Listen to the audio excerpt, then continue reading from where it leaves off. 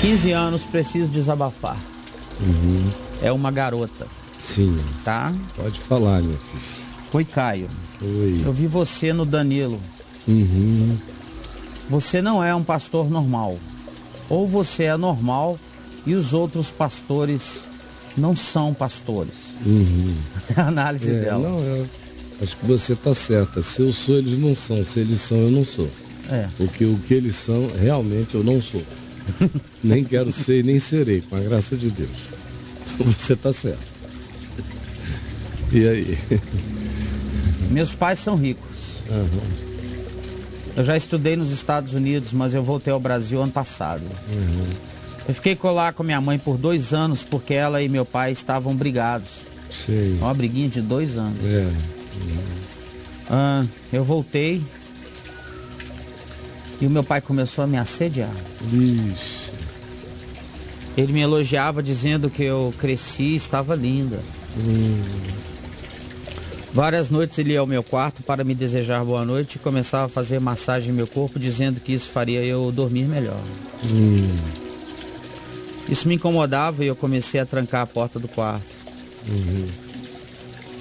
Quando ele vinha à noite e batia na porta, eu fingia que já estava dormindo e não abria a porta para ele. Mas um dia, esse mês, ele chegou de surpresa em casa. Eu pensei que ele estava trabalhando. Eu estava no meu quarto escutando música no meu headphone e não vi ele entrar. Ele me estuprou, Caio.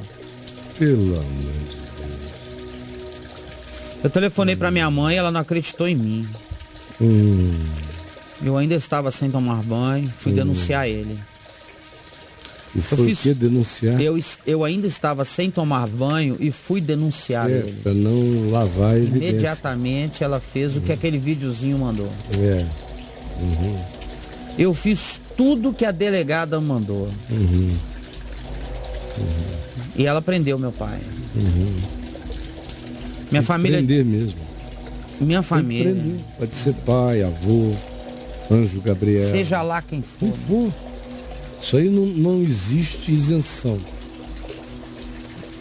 Se foi o apóstolo Paulo que dormiu na casa dela e a estuprou à noite, cadeia. Cadeias. Implacável sobre ele. Se foi o Papa Francisco que me estuprou, cadeia nele. Não há isenção. E ninguém tem que ficar se sentindo culpado por ter feito a coisa certa. Para o bem de nós mesmos, para o bem do estuprador, para o bem dos demais à volta do estuprador. Porque isso é um estado de insanidade total.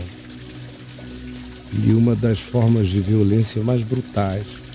A gente está chocado com o pessoal que está... São os assassinos que ficam enfiando faca nas pessoas agora todo dia e para todo lado. A moda agora é enfiar faca, né?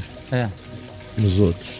E não estamos nos dando conta de que tem gente enfiando uma espada de uma capacidade traumatizante, infinitamente mais violenta, dentro dos seus filhos. Como, por exemplo, essa facada que esse pai deu nessa filha. Se fosse no pulmão, se fosse no braço, se cortasse as coxas dela, se deixasse cicatrizes de um outro nível, a recuperação é muito mais fácil do que você ser alvejada por uma ação desse nível de penetração até na alma, rasgando o que eram os tecidos da sublimidade, do lugar de divindade que um pai tem que ter no coração de uma filha. O cara vai lá e enxovalha, faz cocô na cara do santo. É muito triste tudo isso. E aí? Consequências do ato dela.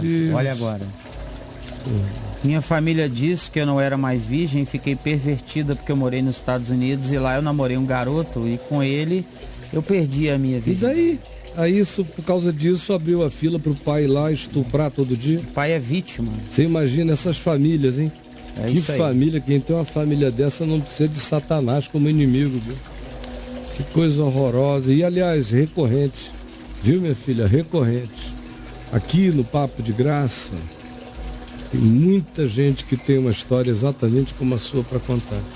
Exatamente, inclusive no que diz respeito à reação da família. De botarem a culpa na menina. A culpa é sua, que está gostosa demais e seu pai não aguentou. A culpa é sua, que transou com um menino nos Estados Unidos quando namorava, voltou de lá e deixou seu pai com tesão. Foi por isso que ele te estuprou, sua safada. Pelo amor de Deus, é um mundo endiabrado, endemoninhado. Meu Deus. Que coisa nojenta, viu? Que entre nós, um pai juiz, dentre muitas histórias, mas tem essa que não vai sair da nossa memória jamais. Não. Um pai juiz, a esposa faleceu. Foi falecimento da esposa? Não, ela tinha saído. Separou dele. Separou dele. A filha ficou com ele. Isso. E aí depois de uns meses ela foi notando o comportamento dele se alterar. Aí ele começou a assediá-la, assediá-la, assediá-la, até que estuprou o homem juiz e presbítero de igreja.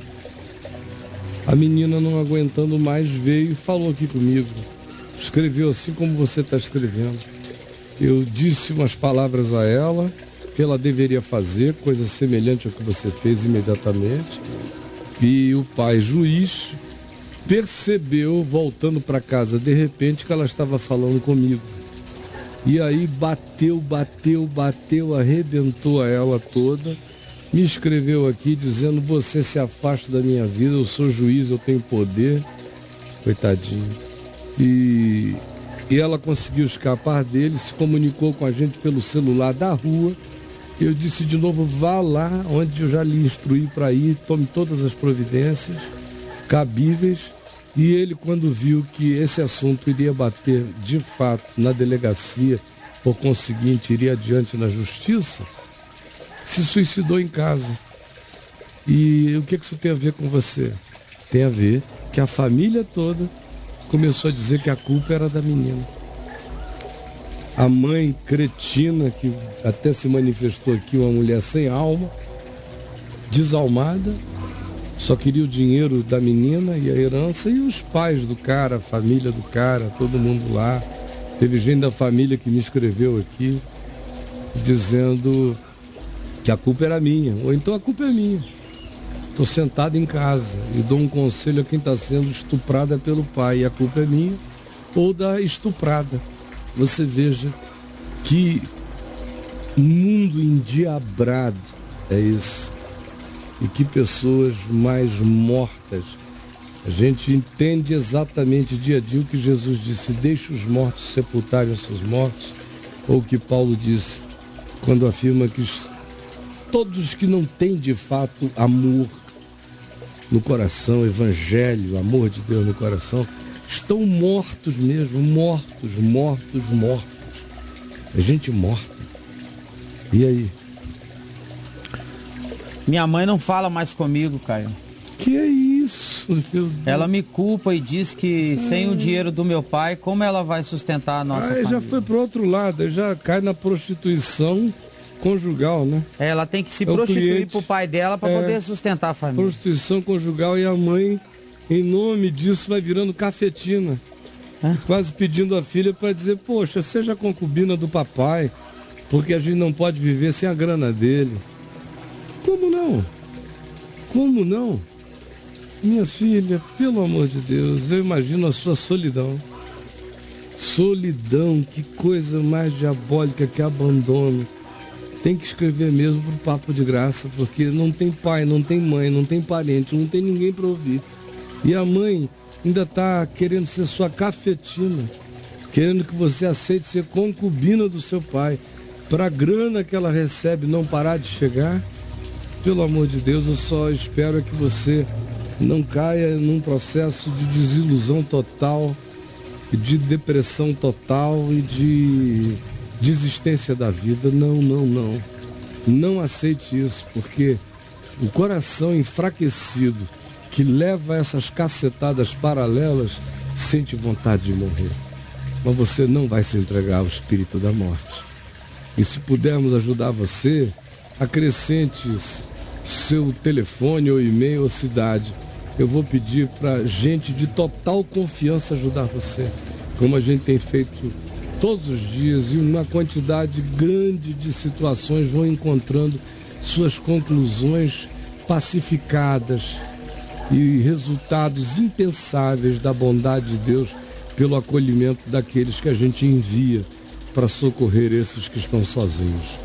Então, se você quiser, pode adiantar e já mandar. Isso é guardado com todo segredo. Geralmente esses assuntos que têm consequência e continuidade, eu nem volto a tocar neles aqui, a menos que a pessoa reescreva, para deixar todo mundo seguro de que está tudo acontecendo da maneira mais discreta e coberta possível. É quase um trabalho de proteção à testemunha. E muitas vezes o é. Então, se você quiser, fale aqui com a gente, mas sozinho você não vai ficar. Tá bom, minha filha? Não vai mesmo. E você olha pra minha cara e você vê que eu não vou te enviar gente chata, nem inconveniente e nem desequilibrada. Quem quer que uma pessoa como eu te envie tem que representar o espírito, a atitude, a consciência, a lucidez que eu manifesto aqui todos os dias. A gente está contigo, meu filho. Coisa mais nojenta. E aí? Eu saí de casa, sabe, Caio? Uhum. Você falou de solidão, você falou de solidão, né? Uhum. Ela fala isso. Eu me sinto só e decepcionada com todos eles. Imagino. Eu estou na casa de uma prima, que é a única pobre da família, mas foi a única que me recebeu. Ah, mas são sempre os únicos que nos acolhem. São sempre os únicos. O resto, meu amigo, está interessado em imagem, reputação, sociedade, aparência, grana, e não tocar em assuntos que diminuem o fluxo do capital no seio da família. Então, claro, quanto mais rico o cara for, mais poder ele tem sobre os menos ricos. E os menos ricos não querem diminuir as associações com os mais ricos no ambiente familiar. Vira um conchavo de cafetões familiares. É uma cafetinagem desgraçada, essas famílias que acham que têm meios, bens e riquezas. É tenebroso. Fale, minha filha, e aí? Eu não sei o que eu devo fazer. Eu perdi perdão a Jesus quando eu perdi a virgindade antes do casamento. Eu pedi perdão por denunciar meu pai. Por que, minha filha? O que mais eu posso fazer, Não, cara? você não fez nada. Desculpe meu desabafo. Você está se sentindo culpada de quê? De quê, minha querida? Perdeu a virgindade? E daí? Um dia você ia perder a virgindade com alguém.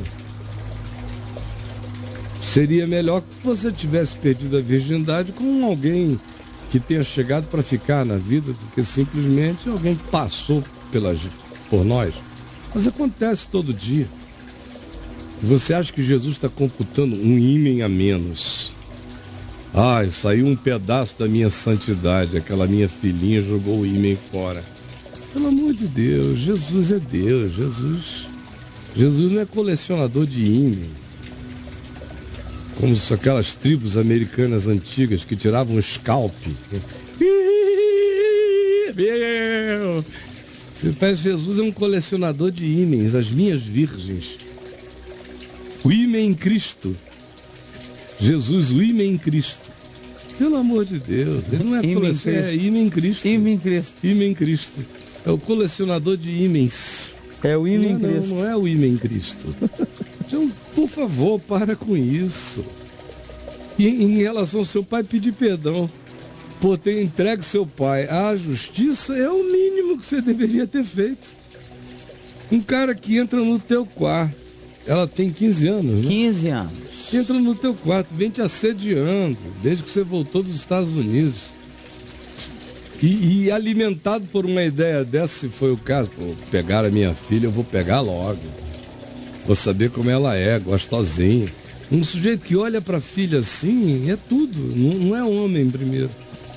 Porque um homem adulto, sério, mesmo que você não fosse filha dele, olharia para você como uma menina de 15 anos. Tá bonita, formada, seios, coxas, uma perfeição de beleza. E daí? Eu sou uma menina linda, que Deus a abençoe. Assim que um homem adulto enxerga a vida. Um tio, um pai fica com aquela alegria e ao mesmo tempo com o zelo que protege, que cuida, sem exageros, mas que admoesta, aconselha, é amigo e quer tudo nessa vida, menos ser associado na mente da filha a qualquer forma de estímulo, desejo ou vínculo de sexualidade. Isso é que um pai saudável quer. Associar-se a isso jamais. Quer cuidar, proteger, amparar. Ele não tem nada, não é nem humano um cara desse. É só rico. É rico, é um mamífero humano, rico, economicamente. É um bonobão grandão que tem um grande armazém, muito rico. Só isso. Mas é um ser de instintos sem princípios e de total destituição de amor no coração. Um cara que não ama. Porque só um homem assim pode fazer o que ele fez contra você. Pai? Que pai, minha filha? Infelizmente você não tem pai. Deixe logo a ficha cair. Você não tem pai. Você é órfã de pai e está descobrindo agora ser órfã de mãe também. Assuma a sua orfandade o quanto antes. Assuma com realismo, com clareza. E prepare seu coração para crescer de maneira não amargurada. Perdoe seu pai, perdoe sua mãe. Não significa voltar e sentar no colo do paizinho e pedir desculpa por ter sido estuprada. Não. O estuprador, se quiser um dia encontrar com você, ele vai ter que dar todos os sinais de arrependimento. Isso tem que ser nutrido na base do tempo e da observação. Do contrário, o estuprador está morto, perdoado e afastado da existência. Perdoado, mas endefuntado da minha existência. Deus o guarde e o converta, mas na minha existência não. É seu direito, é sua necessidade, eu diria um dever seu para com você mesmo. Sua mãe, meu Deus, sua mãe vai ter que ralar para virar mulher, virar gente, entender o que ela falou, fazer uma crise profunda de arrependimento para ter um caminho na sua direção. Perdoe-a, mas não se sinta endividada, porque o que eu disse é o que eu disse acerca dela também. Ela entrou num processo de cafetinagem. O amor no coração dela está morto também.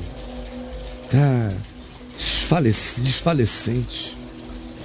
Então fique aí na sua prima. Você disse: o que é que eu faço? Eu quero lhe ajudar. Se você mencionar aqui um meio da gente contactar, eu vou tentar botar um suporte humano próximo que facilite a vida para você. Mas você tem que querer. Do contrário, minha querida, se você apenas disser: eu vou ficar aqui pela minha prima mesmo, que me acolheu, eu vou dar prosseguimento à minha vida, eu peço a você que faça isso nos assistindo, nos acompanhando, tirando as suas dúvidas, enfrentando os seus momentos depressivos, trazendo tudo aqui para a gente ajudar e animar e confortar e auxiliar e fortalecer você na fé e na consciência da caminhada. Mas não desista de você, não se entregue às depressões suicidas, é o que eu imploro a você. E não se sinta culpada de nada, você não está carregando culpa nenhuma. Você está abraçada no amor de Deus, acolhida no amor de Cristo. Em nome de Jesus eu imploro que você aceite esse acolhimento, minha filhinha. E a gente está aqui com você todo dia. Levanta a tua cabeça. Você não tem que pedir perdão a Jesus por nenhuma dessas coisas. Peça a Ele que perdoe os seus algozes. Mas não ande com o coração culpado, não há razão para isso. Isso é uma angústia de um moralismo perverso que voltou desses que dão razão ao estuprador ao invés de acolher a estuprada. Não fique refém do pensamento desses vampiros sem coração e sem sensibilidade, por favor. E conta com a gente aqui. É o que eu tenho a te dizer hoje, minha filhinha. Que o Senhor te dê aquilo que só o Espírito de Deus pode trazer numa hora dessa, paz ao coração. Paz, e que você ouça a voz de Deus gritando na tua alma. Ainda que teu pai te estupre, tua mãe te desampare, eu, Senhor, te acolho. Coberta tu estás de todos os teus pecados, descansa no meu amor, diz o Senhor. Deus te abençoe, meu filho.